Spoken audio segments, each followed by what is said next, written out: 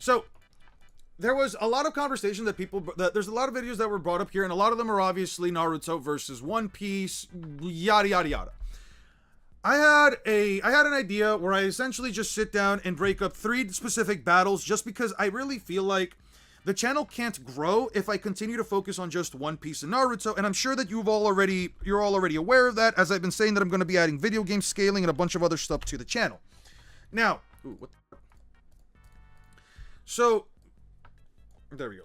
So what is the video topic about? Essentially, I'm going to give you guys just a couple of ideas, but throughout last year specifically, I actually sat down and throughout this year actually, I sat down and read a good portion of Naruto, and I was asked, and actually, as a matter of fact, somebody brought this up earlier. Team Shikamaru, Sasuke retrieval. Give me 1 second. Let me make this right. Shikamaru versus CP9. Minato versus Kizaru. And finally, what was it?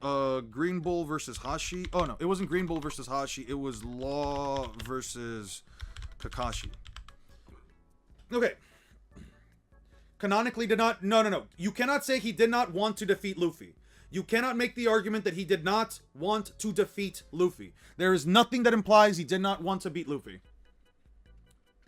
Okay, so these are conversations that I feel like... were brought up to me specifically because people wanted to know exactly, yo, Eon, what do you think about these battles? This should be close, right? This should be interesting. The White Flash versus the government's Yellow Monkey. Yes, that's what Kizaru translates to. Team Sasuke retrieval arc versus CP9. If they couldn't get Sasuke back, could they get back Robin? And Law versus Kakashi, because they both have some time-space abilities or whatever. I don't know why people wanted that one, but what really boils down to this? I'm gonna be honest with you. At least these 3 are fucking curb stomps. Every single one of these 3 are fucking curb stomps. There's nothing that the Naruto cast can do. I thought about these. I thought about these in every fucking way possible. There is no way I could have there's no way I could remotely make an argument. And by the way, I'm not going to turn this specifically right here into a video, but... Okay, so should I cover more videos where I talk about specific matchups? Where I talk about, like, specific matchups that people want me to do?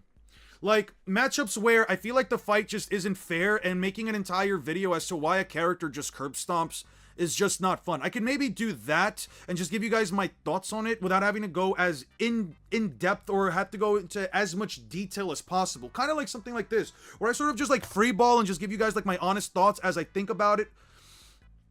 Minato destroys Kumas and seals Kizaru, but some Naruto scalers say Minato's FTG is instant, thus making it faster than Kizaru. I'll get into all of that. So let me like break these down little by little, okay? Now, I've got and I shit you not, I got in my phone, whenever I'm driving or whenever I'm in the bathroom or I'm just home alone and I'm just walking around trying to find something to do. Whenever I get some inspiration for some videos, it could be even like 5 in the morning, I sit down and I start to record a lot of some video ideas or just how my brain, or like just video scripts, like how my brain rationalizes certain things. Now, when it comes to something like this, I like to just essentially build up the argument. I already have like all of the information already like in the back of my head in terms of like what I could use. I'm more or less just like free falling and free roaming and just giving you guys, and I essentially just get to like, let's say my phone in this case, the recorder, just all of these different ideas as to how I could potentially go about X actions, XYZ, right? Now, here's the thing. Team Shikamaru, Sasuke retrieval versus CP9. They get absolutely curb stomped, negative difficulty. There's nothing these kids can do. Listen, these guys are not weak by any means. I don't want to make it, and I want to make it clear that I'm not trying to like downplay any of these guys, but the issue with trying to compare these guys to CP9, the issue with trying to compare these guys to CP9 is just that, how do I put it? These kids, the opponents that they fought, specifically the Sound 4, they fought some Jonin prior. They fought some Jonin that had recently come back from a mission and were low on chakra already, and they had already used their Curse Mark version 2 seals. It was definitely implied. Or not implied, they basically stated whenever we use version 2, our bodies suffer and we can't move for a while. Now, on average... Now, why do I say that this fight isn't even remotely close? Well, for starters, none of these guys I can get past lightning speed. None of these guys, and I really do mean none of them have any feats that could get me to put them even to massively hypersonic. So, early into Naruto, we try to figure out how early the characters are, and I think the most consistent speed scaling, especially for the Genin, is somewhere around the supersonic to hypersonic tier if I were to really just glaze the guys. So now, what do I have to say here? Well, Naruto is possibly one of, if not like one of the faster guys here. You could definitely make the argument between like him or Neji, though Neji isn't really like a speed monster, at least in terms of running speed, right? The issue here is more so that like the amount of time that occurs between the end of the between the tuning exams really and the Sasuke retrieval arc is about 3 months. 1 month. It's a couple of days going into the tuning exam because of the Forest of Death, about a week or so. Then it's about a month's worth of training that they get, and then from there on out, I think Rock Lee and Sasuke have been in the hospital for about 1 to 2 months, give or take. So you would have to argue that Naruto, within 2 months, went from someone who was arguably slower than Rock Lee, who is about supersonic speeds, is that I have to somehow consider that without any way to like quantify it, Naruto would get to a point where he is at least as fast as lightning, and there's just nothing for to really go off of. None of Naruto's training is specifically within the tuning exams to like later portions, is specifically none of the scaling specifically implies that, or even the training implies that Naruto's getting physically faster. Let's look at the training, for example. Naruto learned to improve his chakra control, he learned the summoning jutsu, he learned Rasengan, right? Those are basically the 3 big hallmarks of his training. With Jiraiya, he essentially just learned how to manipulate his chakra better, and even then, he had to use a shadow clone to allow him to create a Rasengan. None of that specifically goes into speed. It's more about speed of hands. I agree. One smart, you are 100% right. You are 100% right. Most of Neji's fighting comes from his speed. So how fast does Neji hit? Well, if the character's already within a supersonic speed in terms of attack speed, and Neji doesn't really have anything except maybe the Byakugan that helps him attack slightly faster. The issue here is that when we look at the Byakugan and when we look at the Gentle Fist, in terms of Naruto, it's a form of hand-to-hand combat used by the members of the Hyuga clan. It inflicts internal damage through attacking the body's chakra pathway system, subsequently injuring organs which are closely intertwined with the area of the network which has been struck. To do this, the user surgically injects a certain amount of their own chakra into the opponent's chakra pathway system, causing damage to surrounding organs due to the proximity of their chakra circulatory system.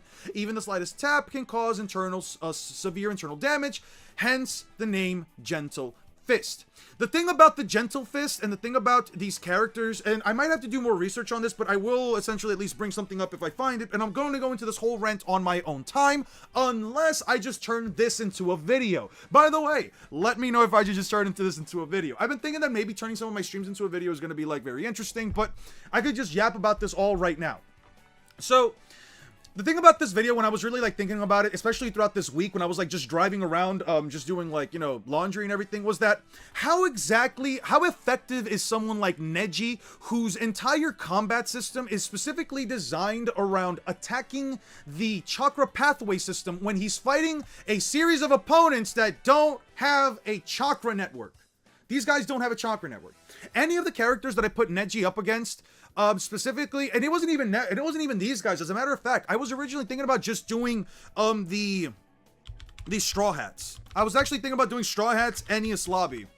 The reason why I say this is because either way, whether you do the Straw Hats from Enies Lobby versus the Sasuke Retrieval Crew, which would be a 5 versus 5, the issue with this battle as a whole, at least in my opinion, is that like most of these matchups are just bad. Neji doesn't have a single chance against any of these guys, at least as far as like damaging their internal organs, and he'd likely be fighting one of the stronger characters like Zoro or Sanji. I have no idea how effective, because there's the thing, there might be an example in Naruto. If there is, please show me.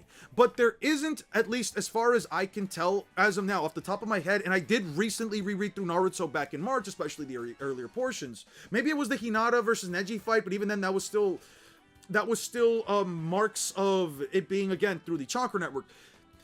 There is no example, at least as far as I can think of, where a Gentle Fist user is as effective against someone who does not have a chakra network.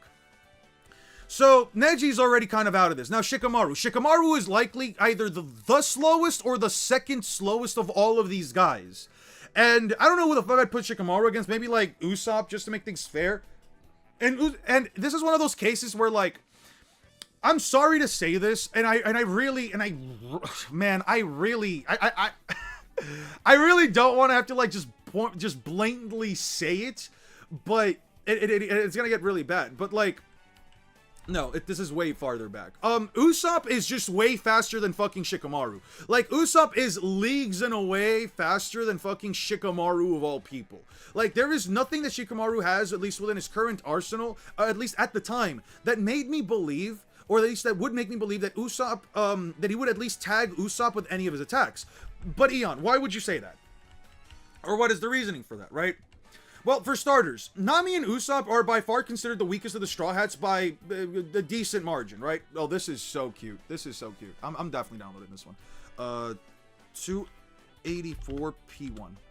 By the way, this is just good for me because we're just gonna find out chances of, like, finding other different little cover pages, right? But whatever.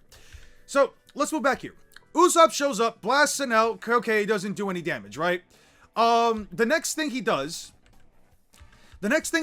is, as soon as Usopp opens up the door again, closes the door, opens it up again, and he dodges a lightning bolt. There is no feat as far as part 1 goes with these 5 dudes, at least in my opinion, that is even remotely as impressive as Usopp dodging lightning. But okay, somebody brought it up in the comments. Eon, what about Haku and the fucking light mirrors? The Haku light mirrors and that whole line of speed scaling in general is just something I cannot agree with for many reasons. But mainly because Haku can be light speed. No one says he can't be. No one says that he can't be light speed moving in between the mirrors. But whenever you look like at Haku fighting Naruto or Sasuke between the mirrors, he never actually attacks them between the mirrors besides one panel where Sasuke moves Naruto out of the way. And even then, you could just chalk it up to Haku just not going at full speed. As a matter of fact, you could even chalk it up to Sasuke's Sharingan, allowing him to at least see the trajectory beforehand. Either way. Street-based Naruto kid is FTL due to Haku mirrors upscaling. True! See, that's what people be saying. Is an outlier Haku still faster than War Arc Kakashi? Possibly yes, since he did kind of outspeed War Arc Kakashi. Hey, what's up, Kaio Krim? Welcome to the new stream and the new PZ. We're reverting things back to 0 and going back up to 1. It's still shown capable of destroying surrounding like a strong fist style. I'm sure, and here's the thing, that is fine. But this version of Neji right now isn't that, at least in my opinion, isn't all that great from what I could recollect. He isn't all that great at, like, causing massive amounts of damage if it's not directly into the chakra network and the internal organs. But in this case, I don't know if he knows the actual human anatomy to land, you know, actual strikes, right? Like, if I were to put him up against someone like Zoro, right? Let's just say, or in this case, let's just say Sanji, right? I would have to somehow believe that, given the massive speed difference between someone like Sanji and someone like Neji, the fact that Sanji, let's say at this point, would have something like Diable Jamba, or even if we're just talking CP9, someone like, what's his face? This guy, Jabra, that's his name, Jabra. Even with someone like Jabra, who can essentially use Tekai and move around with it, it's like, unless you can somehow prove to me that Neji maybe knows the human, even if he doesn't know the chakra network, he knows the human anatomy to the extent that he would know exactly where all of Jabra's pressure points are, and somehow still affect them in such a similar fashion to, like, let's say the Gentle Fist does to, like, the chakra network, which again, as we read before, how does it work? By essentially injecting your own chakra into the chakra pathway and damaging the pathway. But in this case, he cannot do that. And the reason why it affects the internal organs is because you're affecting the chakra pathways that are directly, or at least very close in proximity to said internal organs. So yeah, no, Neji kind of just doesn't do anything. And if you're asking, okay, but how does someone like Jabra or someone like Sanji how do they deal with the rotation? Well, they just wait for Neji to stop. Neji can't keep up rotation forever, and as soon as he stops, they just stab him once and kill him. Like, none of these guys, except for Naruto, can survive a stab to the heart, a stab through the lung, or a stab to the fucking head.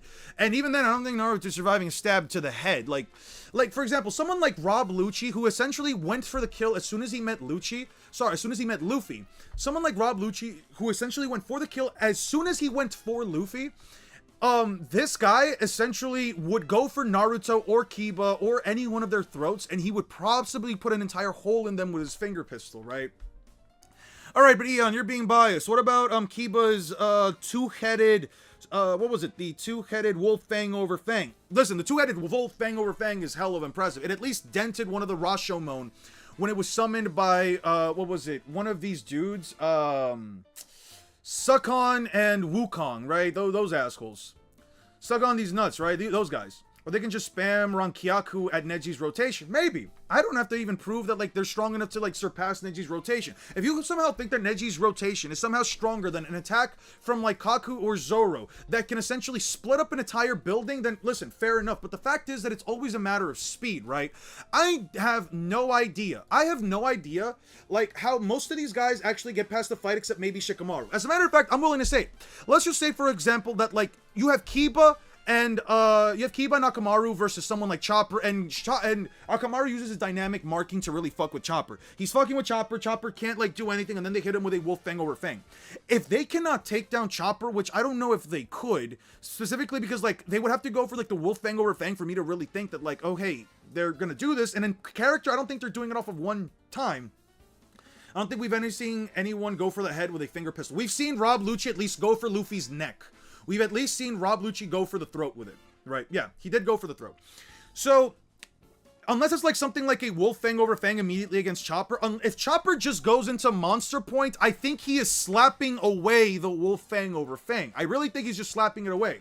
Now, Choji. Choji is arguably the strongest guy here if you don't account for Kurama. And the reason why is because of the special triple food pills, specifically the one that allows him to turn into a giant, and then the one that allows him to get the butterfly form. If Choji were to fight someone like, let's say, Zoro, I'm gonna be honest, no matter how large you think Choji can make himself, Zoro can probably still split through him especially with what's that form called? His Asura. I don't know if Choji's able to tank an Asura, but even then, the butterfly form, I think, what was it that Choji said? That he's 100 times stronger than he was before? That would still, retroactively, even if he was like hypersonic, even if I gave him, like, the best speed scaling I could possibly, mind you, Choji has, like, no good speed scaling. He's probably at best, like, supersonic. 100 times faster than, like, 5 times the speed of sound is still not as fast as lightning. And again, Usopp and Nami are faster than lightning. As a matter of fact, and I'm not going to bring up the SBS, but if you were to go by the SBS that says that, stated by Oda specifically, where he says, in order to dodge an L, you have to duck at light speed and hit him with that golden right with a bit of rotation. You could just really make the argument that Nami and Usopp are basically lightspeed by this point. I don't agree with that, though. I wouldn't possibly use that line of scaling, at least for this kind of argument. But, you know, if you want to use that line of scaling, you could. The thing is here that if that were true, Usopp could, unironically, front flip faster than light. Yeah. No, I'm not kidding. One of the things that I feel like really brought up, and I was really thinking about just like the logic behind a question like this, and just somebody asking me, hey, Eon, make Team Shikamaru from the Sasuke retrieval arc versus like CP9. Could they get back Rob and stuff like that? I really thought about it for a while, and I'll say this first.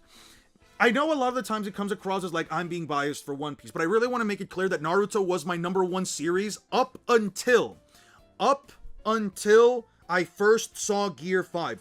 Naruto was still my favorite series of all time. I love Naruto. I love the journey that he had gone through. And I even recently this year, I really sat there and really enjoyed everything that I read through when I came back. But the series does not scale that high, at least in comparison to something like One Piece, especially this early into the story with like Water 7 and early in Enies Lobby. Granted, these are only like the first 200 chapters of Naruto, so maybe in the future I could maybe make like a similar video to this, maybe like a Sasuke retrieval team from like Shippuden. But the point here is, if I just take away as much bias as I can, and I really just look at it from the feats that I understand for these characters, this is a lightning feat for Usopp and Nami. Zoro and Sanji are faster than them, and the best feats we can get, and the best statements that we can get for something like Naruto early on are like the speed of sound, supersonic, XYZ. I don't know. But just off of speed alone, I really don't think these 5 could take on. I really do not believe that these 5 could take on, oh, I lost the page. CP9 or the Robin retrieval group. I don't even think, like, realistically, let's look at it this way, right? Naruto has in him the nine-tailed fox, right? Forget the other guys, right? Let's just say Neji loses, Choji possibly wins, but he's already used the food pill, so he's already out. Let's just say Shikamaru maybe wins this fight and Kiba got taken out by Monster Point. That would mean that Naruto and Shikamaru possibly still have to somehow now fight a Rob Lucci or a Luffy and Jabra or Sanji, right? Like, what are we doing here? Somebody called you biased in chat. What did I miss? No, nobody called me biased. I'm just saying in general. Bro got to have a training arc before the story even began. Now, something that I think is really important to also consider is that, okay, well, Naruto, one tail, right?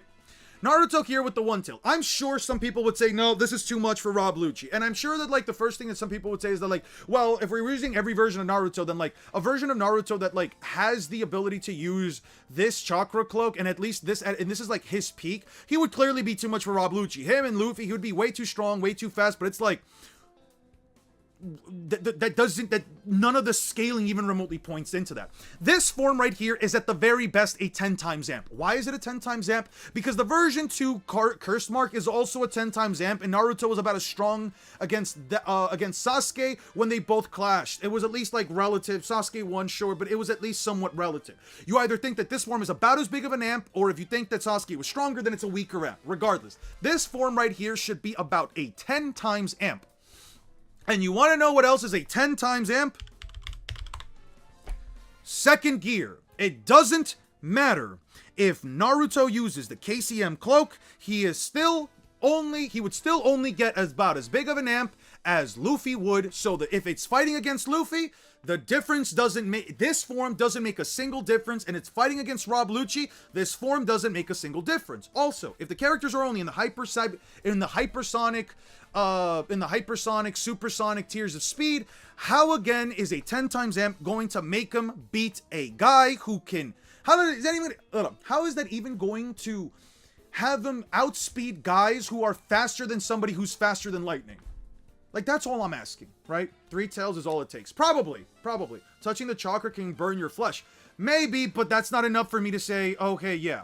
It's not enough for me to say. So again, there are fights out there that you guys, oh, I called you biased. No. I'm not saying that anyone here called me biased. I'm saying in general, when I get comments like this from people that say I'm biased, you know, just random YouTube comments like, oh, this is the most biased take I've ever seen. I'm trying to really give you guys context that, hey, listen, I really do love these series. I don't care which series is stronger. I really don't. Do I prefer One Piece now from a writing standpoint, from a character standpoint? Yes. But I don't really give a damn which character is stronger, which verse is more powerful. I'm really only trying to get you, like, my honest take. And that really is the honest take that I came down to. I'm also thinking, like, this, what's your favorite fight in Naruto and One Piece? My favorite fight in Naruto? Probably the last fight, just because the animation and just the way that they did it with no music felt really nice. Rock Lee versus Gaara is always a good one, but I also really kind of like Rock Lee versus Kimimaru. Going back into part 1.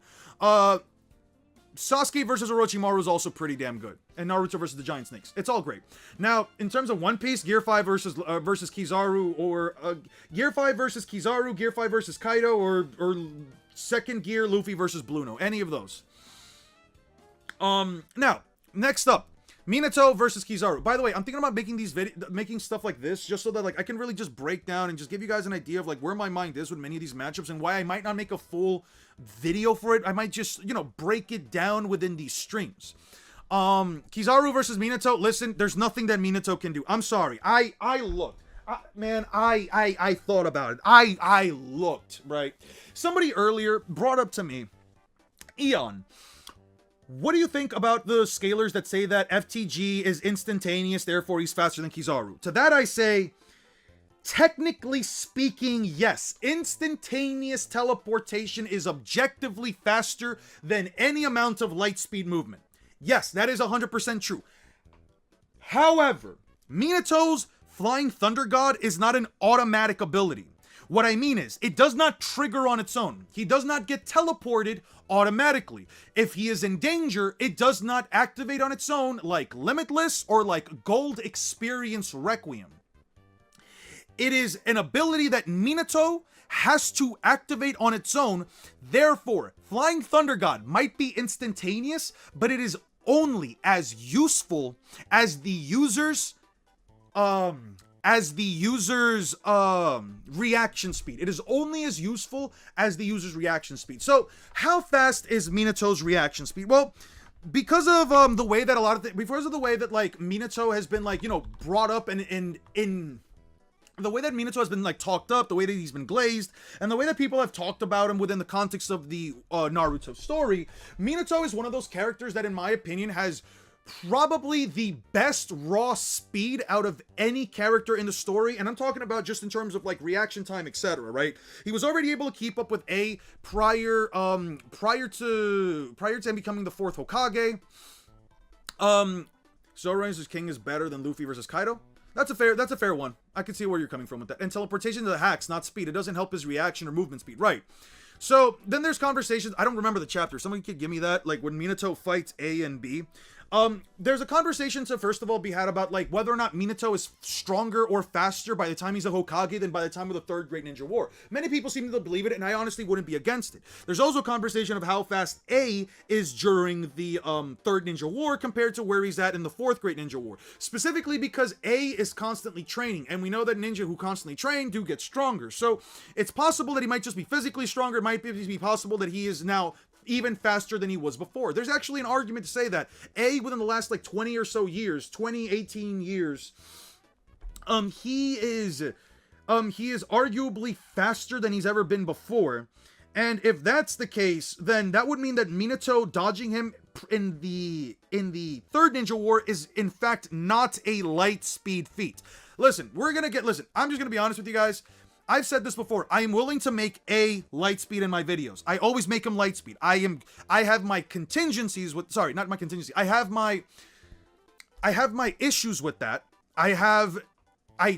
Because of the way that it's worded, and if I go by my own metrics, because of the way that it's worded, I do not think that A is true light speed until the version 2 amp, and I have nothing to go off of that other than the one statement that says he rushes at almost the speed of light, but whatever. Even then, even if I do give A light speed, movement speed at his best, even if I give him light speed, movement speed as far as the Third Great Ninja War, Minato has just some random, arbitrary level of FTL reaction time from his feats in the war, specifically with his feat with getting in between Might Guy and Madara Uchiha during that whole exchange with the Truth-Seeking Orbs. That's one of his best feats. Really cool feat, but at the end of the day, it's kind of unquantifiable from that perspective to tell if they are truly moving at faster than light speeds, but I would argue that they maybe are, specifically since Guy is, doing all of this to Madara. The biggest issue and the biggest thing that I really want to just bring up here is that whatever arbitrary value of FTL that you can get Minato to, I promise you it's not better than what I can get Kizaru to on a low ball. Kizaru is unironically faster than a version of Luffy that's faster than Gear 4 from Dressrosa, which should be a 30 times amp on a Luffy that is already 10 times faster than light, bare minimum, by the time of the post time skip. So however you want to look at that, I could get Kizaru to maybe 9,000 times FTL off of just Gear 4 Snake Man. Meanwhile, Minato, it's just some random value of FTL because there's really not a lot to go off of. I don't know what the multiplier for KCM2 is. I don't know what the multiplier for KCM1 is. And even then, Sage Mode, specifically Sage Mode, if we're gonna at least compare it to the Cursed Mark version 2, and that in and of itself is a 10 times amp, the best you could say is that Minato with a 10 times amp and increased danger sense and better sensory abilities than KCM would still get reverse blitzed by Madara. Like, let's be honest here, right? When Minato tried to like pull up to Madara and tried to like, how did he, not even that, how did Minato lose his second arm, right? How did Minato lose a second arm against Madara? Well, he tried to blitz Madara with Sage Mode. He had a Rasengan ready to attack. He blitzed right in, and Madara just ripped off his arm and kicked him away. It's kind of crazy. It really is kind of crazy, but this does mean that objectively speaking, Minato Namikaze does have a limit to how fast he can teleport. In other words, how fast his reaction time is. I'm not saying that he's only 10 times the speed of light. I'm not saying that his reaction time is only 100th the speed of light, or it's 100 times the speed of light. It could be whatever the fuck that is. Whatever you could try to quantify it to, the fact is that him with a danger sense, better sensory capabilities, tried to go in for a blitz attempt. Madara did not see him coming, ran in with a Rasengan, and Madara reverse blitzed him, and Minato couldn't even teleport away. So, what do I do here? Will you make a video on how ridiculous the One Piece speed is? Yes, I'm gonna make a video on that eventually. We need a 1-hour ASMR from Eon who would just whisper quantifiable and unquantifiable while randomly tapping on his keyboard. It'd be really relaxing and cool. I appreciate that. Maybe we can maybe do that for like a stream or sub goal. This is never stated or shown. They were allowed to. Okay, so Flying Thunder God. Now that I made that clear, Flying Thunder God is not an automatic ability. It does not trigger on its own. It is an ability that Minato has to trigger. Now, how does Minato actually hurt Kizaru? Well, he has kunais, he has Rasengan, and he has Sealing Jutsu. I don't know what Sealing Jutsu he could use to beat Kizaru other than maybe Reaper Death Seal, because that's really the only, because most of the Sealing Jutsu that he uses specifically lowers or limits chakra use, right? Especially when I was reading through the Minato one-shot, it was kind of clear that like he's sort of like lowering or like restricting chakra whenever he's using his seals. I could relook at it, but I was mostly looking at it from a casual perspective, just like reading through it for the first time. Now, I could be wrong. Now, the thing here is that, like, the only jutsu that I can think of that Minato Namikaze has in his arsenal that could make me at least believe that he could beat Kizaru in a fight, Minato Namikaze. The only thing that I can even remotely imagine that Minato has is honestly the Reaper Death Seal. Like, if I'm gonna be just straight up blatantly honest, it's just the Reaper Death Seal. This is the only jutsu that makes me think that Minato could use to affect Kizaru. And even then, there's like this really weird thing where like the admirals are able to shape and warp their bodies around their attacks. And I don't know if their soul, it's never exactly explained, or there's no precedent for this. It's not exactly explained or shown whether or not their soul also warps around like their body does, or if their soul is still like a static figure, right? So like if Kizaru splits himself up into a bunch of different light beams like he did against Luffy, if Kizaru splits himself up into a bunch of light beams like he did against Luffy, would that mean that like each and every one of those light beams, would it mean that each and every one of those light beams is also in a way a portion of Kizaru's soul, or is it Kizaru's soul one of those light beams only? You know what I mean? It's like a very difficult thing for me to say, and considering that someone like Kuzan can also like shape his body and warp his body around things, it really makes me think that like there is a potential argument that could be made that, like, you know, even the Reaper Death Seal isn't enough. For starters, all of the admirals have observation haki. There's no way I could even remotely consider that someone who essentially has a static Sage Mode, because yes, observation haki is basically just Sage Mode.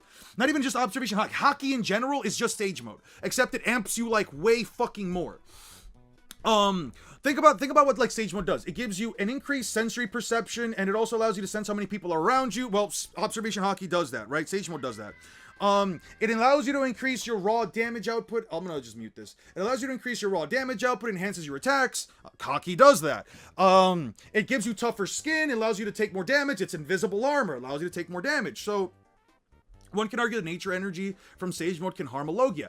Even if you wanted to argue that, Minato is still using a form that he himself said he's not very good at.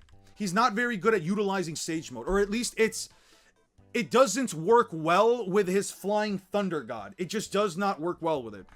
Or at least with his fighting style. So what could Minato really do here, right? Besides fighting an opponent that is arguably objectively faster than him, having to set up these markers, because one thing that I feel like people never bring up is that he has to throw the markers. He has to throw these kunai. And Kizaru has observation haki, which works off of intent. So if Minato throws a bunch of different kunai everywhere, let's just, and mind you, he doesn't throw that many. He usually throws like, what?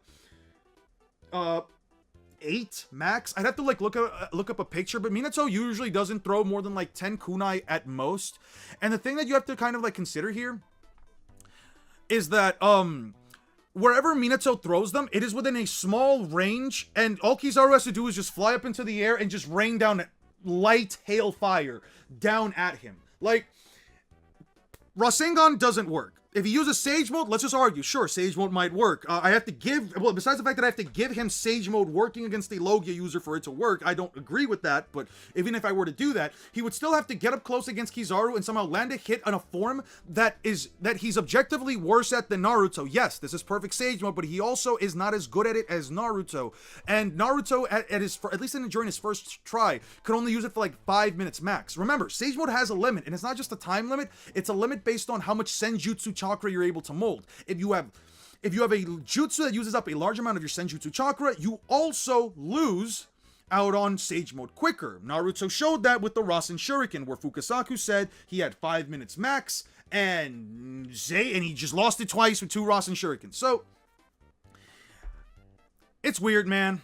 It's weird. I don't know. It's like, you have to just argue Reaper Death Seal. You just have to argue that Kizaru stands here, never does anything. You'd have to argue that Kizaru just doesn't ever even remotely attempt to evade any Minato's attacks, and he just gets sealed up. Like, I genuinely cannot think of another way that Minato can win this, right? Like, Rasengan isn't going to hit him. Stabbing him isn't going to hit him. Sealing Jutsu isn't going to hit. Like, having like, a good, what is it, body flicker technique, the art of teleportation, it's not going to do much. And even if I throw in, like, KCM Minato, but not Edo, otherwise Kizaru would just have no win condition, it's like, what does he do at that point, right? Like, he just, has bigger Rasengan, has a bigger avatar? Kizaru still just always outranges him and just outspeeds him, man. I don't know what to say. KC can attack in erase time. I don't know what you guys are talking about. You guys are talking about something about JoJo's. Kizaru to Minato, do you want my light clones to wield sabers or just light beams? Okay, so finally, what's the last one? Law versus Minato. Like, listen, I've had a bit of a decline in terms of like Naruto versus One Piece content, and do not worry. Do not worry. I will be making Naruto versus Luffy. That one will always still be on the table, but this is the battle that like really just made me sit here and think like, yo, there is actually, like, I actually have to stop. I actually need to stop making these videos because guess what? It's just getting worse and worse. I'm just gonna sound like I hate Naruto and I never want the characters to win and I'm being biased. But it's like, when I really thought up about Trafalgar Law versus Kakashi, you know what? Let me put it to this extent. Do you know what the weakest version of Law is that I could argue beats every version of Kakashi? Do you guys want to know what the weakest version of Law is?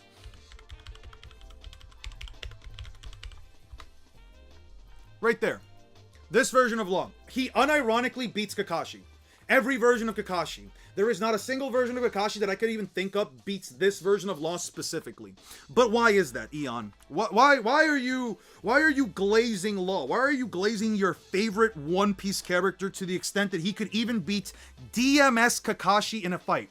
Simple, and as Kenjo just mentioned here, out hacks. One thing that I feel like people, especially if you're not like an avid One Piece viewer, or like you just, don't watch the series, like you just, if you just like a series more and you don't really like scale the other, I can understand why you might think that I'm just bullshitting. I mean, Kakashi is Kamui and Kamui is broken. I want you to really consider how absolutely stupid, not broken, stupid, absolutely insanely, moronically stupid fucking Room as an ability is, right? Let's not even talk about the fact that he's already got Haki, the fact that he's got, where is it?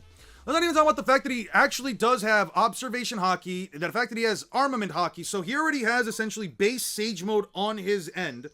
But the fact that Law also has a devil fruit that essentially allows him to create a giant room that covers an entire fucking island. Like multiple mountains worth of size, he is just covering, and he can just split apart in an instant. It's not even just the fact that he can do that, but when we really talk about like just the abilities that the Ope Ope no Mi can do, and like I'm really just gonna sit here and like really just break it down for you, right?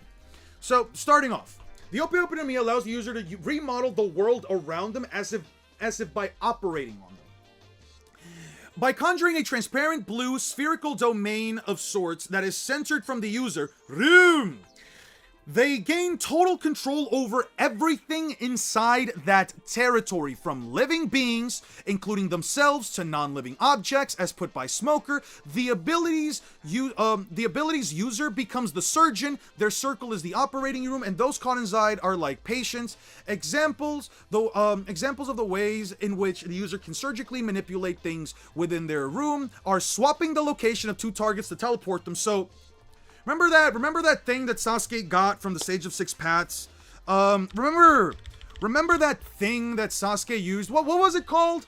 What was it called? Oh yeah, Ameno Teji Kara. Remember that crazy ability that even Ishiki was getting annoyed by? Or was it Momoshiki? One of those two assholes. They fucking hated the ability to just swap your location instantly, as fast as flying Raijin, on any object. Oh yeah, no, Law just has that standard in his fucking room. What's Law gonna do with a Kamui Shuriken? Shambles. That ability. So, let me put it like this. Besides just teleporting, they can levitate and move objects of any size around, akin to telekinesis, scanning targets, slicing people/objects apart without actual injury, and reattaching separate parts to the other's surface, permanently taking out people's organs without harming them, transplanting personalities, creating electric shocks or energy constructs to destroy people's bodies from the inside. As long as the user's chosen targets are inside their room, they are within range, and the user's techniques instantly reach them regardless of distance. Now, you know how big Punk Hazard is? Well, even if you were to just go off of the size of this mountain and say, well, the mountain's not big and the smoke's not big and all the stuff that Law chopped up into bits, arm and blad, big, right? Let's just say they're like, oh, well, it's not that big. Well, the Susanoo, specifically the perfect Susanoo, is only about as large as a KCM, as Naruto's KCM to Kurama avatar, and that avatar is about half the size of the full QB, and the full QB is about twice to maybe, at best, 3 times bigger. Twice to maybe 3 times bigger than what's-his-face, Gamma Bunta. And Gamma Bunta, my friends, is only 17 meters tall, as we spoke about before. So, if Gamma Bunta's at least recorded height is only 17 meters tall, and at best, you could say that a full-size Kurama is twice as big as that, and he's about the size of the other tailed beasts, then the other tailed beasts in Kurama are all, and Gamma Bunta is about the size of the one-tailed, then you get where I'm going with this. Yeah, no, they're not that big. So, this island in and of itself, definitely keeping this one. This island in and of itself is already larger, far larger in range than fucking any avatar construct that we've seen.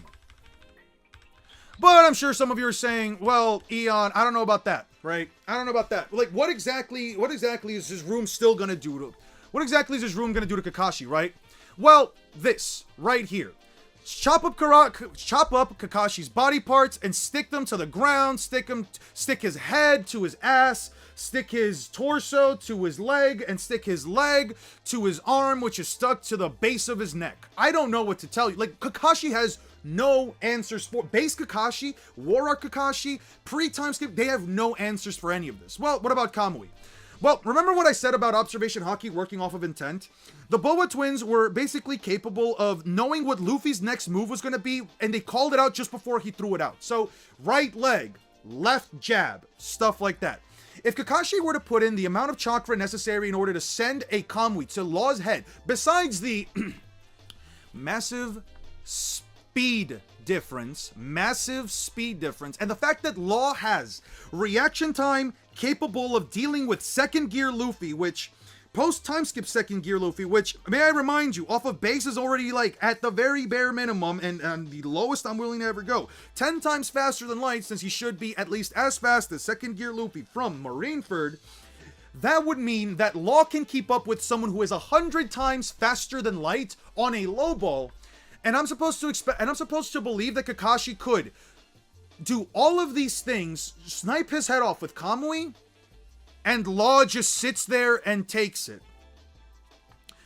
Now, if we were to put them in a scenario, in a location where there's any kind of living organisms, whether it's a toad, a frog, whatever, Law could, unironically, if he wanted to, if he really did just damn well please, he could just do this to Kakashi. Ginyu Toad.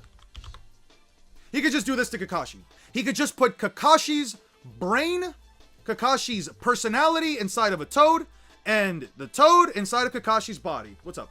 Why doesn't Law solo the One Piece work as Viso OP? Because Haki is a fucking thing. Because Haki is a thing. It's one of the reasons why, like, and I think it's mostly Advanced Conqueror's Haki, but it's not really Advanced Conqueror's Haki. The more powerful a character is, especially in comparison to you in One Piece, the easier it is for you to ignore their Devil Fruit abilities, especially when you have a certain level of Haki or you're as powerful as they are. As a matter of fact, Law demonstrated this. Law easily demonstrated this when he fought against Blackbeard and Doc Q, where he essentially reverted both himself and his crewmates back into their male shapes after they were transformed into, they were transformed into women. Let's see if we can find the page. One second, guys. Okay, somewhere around here. I think it's like the previous chapter, right? Prepare for battle! Hurry! You look fantastic, Captain! Don't make me beat you over the head. Oh, shoot. Oh, no, it got me too. Don't touch anyone who's already got it. This power can infect others, people. It'll change your gender, but I learned something in that fight, in that Emperor fight. You can break through those powers, can't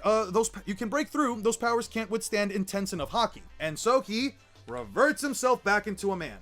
So his abilities, the same way that he couldn't teleport or truly affect someone like Big Mom or Kaido, he says it himself, their Haki is way too powerful. So, what does Kakashi do in this regard? Well, what about his 1,000 jutsu? What about the 1,000 jutsu that Kakashi knows? Well, besides the fact that Kakashi actually doesn't ever really use his 1,000 jutsu, even though Kishimoto kind of, toyed with our balls and left us all blue-balled by not giving us 1,000 jutsu. Like, he didn't even have to, just draw 1,000 jutsu. He could have just had Kakashi do, 20 extra jutsu just sporadically throughout the war in random different points in time, and that would have been fine. But it doesn't matter. Kakashi Hatake. Yeah, there we go. Kakashit Hata. Hot take. Kakashit Hot take. Okay. So how many jutsu does Kakashi have? Not 1,000. So he has 4 water-style jutsu, which he wouldn't know how to use against Law. He has Strong Fist, Silent Killing, Spiraling Tower, Shadow Clone Jutsu, Rasengan, Kamui Shuriken, Lightning Cutter, Lightning Release, Lightning Beast. Tracking all of these jutsu, none of these jutsu, as far as I could tell, would actually make a difference against himself and Law, because guess what? If he makes a mud wall between him and Law, he still gets cut in half. If he makes a giant fire-style jutsu against Law, Law shambles away. If he throws a Kamui Shuriken at Law, and I'll get to that in a second, Law deals with it. And how would Law deal with it? Well, okay, ladies and gentlemen, how exactly would Law now beat Kakashi? Well, he can separate him, he can do all these things, but if he doesn't, actually take out Kakashi's eye, then how would he actually, then Kakashi could at any point just snipe him, right? And yeah, besides the fact that, again, said, I cannot move these two because their Haki is too strong, so he couldn't force them to move. Jugram is so weird. He dies to Yuha Baha, not in the actual fight. Kakashi's moveset became so boring after the Mangekyo. Kind of. But maybe you would say, something along the lines of, okay, Eon, well, let's say Law does split him up in half. As a matter of fact, let's say Law puts Kakashi's eye exactly where the sun don't shine. If Kakashi's Sharingan were to look at Law for even long enough for him to, just shoot a Kamui at Law, again, observation Haki already cancels that out because Law just moves out of the way since he's way faster than Kakashi, and he's also just have an ability that auto teleports him anywhere he wants within a arguably larger range than Rinnegan fucking Sasuke. Can't teleport through dimensions, sure, but we give and take. So, okay, now what about the perfect Susanoo? You said he could beat DMS, DMS Kakashi. Why would Trafalgar Law beat DMS Kakashi? Did you not see what this guy did to Kaguya? And yes, actually, what he did was save Sakura. What he did was he saved Sakura and then pulled out some Kamui Shuriken, took out a couple of her tails. As a matter of fact, we could just go look at that. He took out a couple of her tails, and then what else did Kakashi do? Let's see real quick. Let's see real quick. So, what makes me think then that he could beat DMS Kakashi? Because DMS Kakashi is so fucking busted. And by the way, I just love the color of the Susanoo. This is in fact my favorite Susanoo, just because of like the scar here that it has, where it just actually breaks through the mask. So, what exactly would any of this do to Kakashi? Well, Kakashi has the Kamui Shuriken, which on contact would teleport anything and everything that it hits into the Kamui dimension, and it actually severed Kaguya's tails. She then was going to transform. She sends some of these whatchamacallit, the all-killing ash bones at Kakashi. It started to destroy the Susanoo, so we know for a fact the Susanoo isn't invincible. And then Kakashi phased right through it with Kamui. Now, besides the fact that DMS Kakashi is on like a timer, how long that is, I can't tell you. But if these guys are moving as fast as they are, or these guys are fighting within such a short amount of time, even if I were to say 5 minutes, and I'm going to be honest with you, 5 minutes sounds like a lot to me, because Kakashi only performed 3 actions. He saved Sasuke's baby mama, he threw 4 Kamui Shuriken, and he cut Kaguya once with the Kamui Raikiri. Well, you might be asking, okay, so how does Law deal with any of that? How does Law deal with Kamui? Well, besides the fact that I don't think Kamui is exactly gonna like prevent Law from just shambling Kakashi out of there unless he teleports his entire body, but then I don't think he would, you know, keep his body, at least visibly speaking, in this world while Kakashi is in the Kamui dimension, whatever. Besides the fact that he's on a time limit, and besides the fact that, like, Kakashi also can't really hit Law, since the one attack that he has that could phase through objects while also attempting to hit Law with a 6-pack enhanced lightning blade. The fact is, Law could always just shambles himself with Kakashi, literally just swap his position right here with Kakashi, and then Kakashi just runs straight in a direction that Law would have been in. Or what about the Kamui Shuriken? Well, here's the thing. The Susanoo doesn't, and it is going to sound like, oh, holy shit, I can think that through, but the Susanoo does not have any resistances to room. It doesn't, actually. It has 0 resistances to this ability. It is an inanimate object, just like everything else. It does not have any hockey abilities. It does not have anything crazy that would prevent Law's room from affecting it. As a matter of fact, in the same way that Law could mess around with people and, you know, just morph around their bodies and do that, he could honestly just do that with the Susanoo. And I have no reason to believe that he wouldn't. Or, since the Susanoo is completely contingent on Kakashi specifically being inside of it, like any other Susanoo user, Law could always just shambles Kakashi out of it. If for whatever reason you believe in your heart of hearts that the Susanoo is too tough for any of Law's attacks to hurt him, for any of the Law's attacks to even bypass, he just pulls Kakashi out of it. He just literally he just flicks his wrist, makes the hand sign, and just shambles Kakashi right out of the Susanoo. I am not kidding. This fight is so in favor of Law that when I really thought about, like, okay, well, and what if, like, Law hurts him? Law just has to hit him with a gamma knife or a radio knife, and Kakashi's internal organs are gone. This guy has no fucking healing abilities. Having 6-pack powers does not give him healing abilities.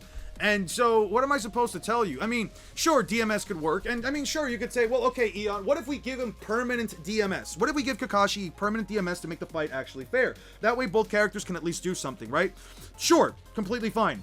But then you also have to consider that it doesn't really change anything. Kakashi having infinite DMS just means that at some point, Law is going to land a proper hit on him, or Law is just probably going to do some kind of shenanigans with Room that is eventually going to either affect Kakashi's soul, Kakashi's abilities, XYZ, and at some point, Kakashi's just not going to be able to Kamui his way out of it. It might be a very stally, but the fact is that if you have to give Kakashi a permanent time limit on his most powerful form, just so that he has a chance at beating Law, maybe through, like, I don't know, timing out Law or, like, running him out of stamina or whatever, I feel like you kind of already have your answer of who would win an actual fight if you just put these two up against each other.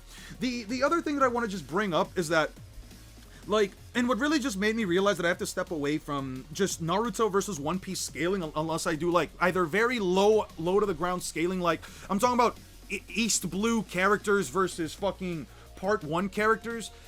The thing that really just pushed me to this extent is really just that, like, I thought about it and I'm like, the only version of law that can beat, the only version of law that Kakashi can, like, consistently beat is unironically pre-time skip. Like, if I have to go out of my way to essentially go all the way back to the pre-time skip and have Kakashi's most powerful version, and honestly, one of the most powerful characters in all of Naruto just to fight pre-time skip law, it just doesn't matter at that point. I just don't think it's even remotely I don't even think it's remotely plausible for me to, like, continue to make these arguments or continue to make these discussions if I can essentially have to put up this version of a character, arguably the weakest version of the character, at least combatant wise, against one of Naruto's most powerful characters with one of the craziest hacks, right? Like, I don't know. But that's just me. Now, Tsunade can crack an incomplete Susanoo. If perfect Susanoo has even 1000 durability, it's still not stronger than what Big Mom tanked. Alright. Well, Kakashi can send him to the Kamui dimension. But how does he send him to the Kamui dimension? How does he even do that, is my question, right? Because for Kakashi to send someone to the Kamui dimension, they have to be either standing right in front of him, like how Obito is. Kamui, Naruto. They have to either be making physical contact. He has to. Let's just break this one down. It allows the user to transfer objects to and from another dimension. These transfers are often characterized by a spiraling void that the target swirls into and or out of, distorting their form as they move between dimensions. Targets that enter Kamuis are completely untraceable and not even left the chakra. Okay, we don't care about any of that. Targets that exit Kamui's dimensions do so with varying amounts of force, either by simply appearing from the ejection point or flying from it. If weapons such as the shuriken are stored in the Kamui dimension, ejecting them forcefully gives Kamui users an offensive application. Using the Kamui is the only way to travel to and from the dimension. This doesn't mean that the targets are transferred there are trapped, forced to stay until Kamui users lets them leave. Obito sometimes uses Genjutsu on those he imprisons to keep them subdued. This also makes Kamui's dimension effective as a refuge, as anyone taking shelter there can only be reached by using Kamui. But because Obito's Shumangekyo Sharingan spent years with different users, Obito himself and Kakashi, this makes Obito and Kakashi essentially immune to each other's Kamui, although one of them can use Kamui on the other can use Kamui themselves to escape. This also means they can block or counter each other's attempts at Kamui. Well, now the right eye. This is Obito's eye. With Obito's right Mangekyo, or a short-range version of Kamui is used, Obito most often uses this version on himself, sucking himself into his right eye, entering the Kamui dimension, and then exiting back to whatever location he pleases. Sometimes he does this in order to escape attacks. Other times he does it in order to travel long distances. Obito can perform this teleportation at will and doesn't need to designate the destination beforehand, leading others to label it as the superior to the Flying Thunder God technique. Others can be sucked into the Kamui dimension through his eye in addition to or instead of Obito. And in fact, it is faster for him to use Kamui on others than himself. Obito is usually shown making physical contact with those he's using Kamui on, but this isn't always consistent. So Obito would not only have to be close enough to Law to teleport him away, but he would have to do the entirety animation of him pulling in Law into the Kamui dimension, and then Law just not doing anything within that time span, especially if he has a room up. Like, what am I supposed to tell you here, right?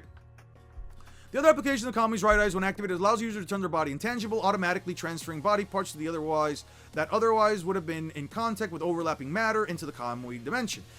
Everything he's touching, including his clothes, weapons, and other people, will become intangible too. Obito uses this ability defensively, making all attacks pass through him harmlessly during earlier appearances. While using Tobi Persona, Obito commonly pretended to be hurt or feel pain to confuse his opponents. Alternatively, Obito uses his ability to pass through barriers or other obstacles and extend the reach of his attacks and ambush his enemies by making his Gunbai face through objects. Obito can use this ability to travel underground and surprise his opponents from below. The transfer isn't, like, done entirely unconsciously, but, like, he still can't interact. So whenever he's trying to hit, makes Law's powers not work. Yeah, no, so there's basically nothing here. Yeah, there's genuinely no argument for Kakashi. Like, I have sat here. I have legitimately sat in my room. I walked around in my room and spoke to myself for half an hour, like, making as many, and I'm talking about as many bullshit arguments as I can think of, and there's just nothing I can do. Yes, Kakashi can use his Kamui on like a massive area or a large force. I don't disagree with that. Yes, Kakashi can do.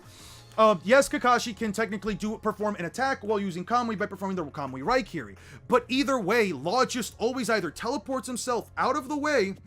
I think we're not even including intense sensing from observation haki. No, I am including intense sensing from observation haki. The fact that he has that is what seals the fight, because it's not even a fact of like, it's not even the fact that like Kakashi can like maybe catch Law off guard. It's not even the fact that Kakashi can just catch Law off guard. It's the fact that Law is not only so much faster than Kakashi that anything he would do is not only slow in Law's perspective, but then he's also trying to catch somebody off guard when they can just straight up sense their intent. Bro, like, this is unironically one of the most one-sided fights I think I've been asked. Somebody just asked me thinking like it would be a pretty cool matchup. There probably could be an argument for Law now that he's in Wano, but no, I really do think that given the massive speed difference, even as far back as fucking Punk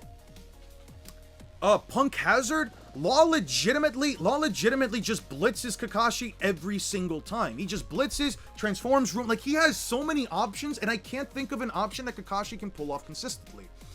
But yeah, ladies and gentlemen, that's it for everybody. I don't really have much else to say on this. By the way, not a bad fit. Not a bad fit.